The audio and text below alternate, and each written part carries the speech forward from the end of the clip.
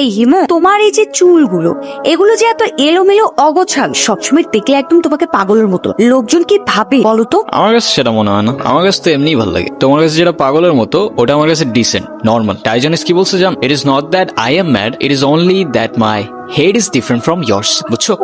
বাবা, কল আসছে, দাঁড়ো। হ্যাঁ বাবা, কি হয়েছে? তুমি থাকো, আমি আসতেছি। এরা আমার না মনে হয় এখন যাওয়া উচিত, বাবার শরীরটা খারাপ। উচিত মানে কি? এক্ষুনি যাবে? যাও যাও যাও, তাড়াতাড়ি যাও। আচ্ছা তুমি সাবধানে যাও তাহলে। আচ্ছা, এই এটা দাও। এগুলো কেন? এগুলো তোমার জন্য কিনেছি। আমার মানে? তোমার জন্য মানে এগুলো আমি তোমার জন্যই কিনেছি। নিজে থেকে তো কখনো কিছু কিনবে না, থাকবে পাগলের মতো অগোছাল।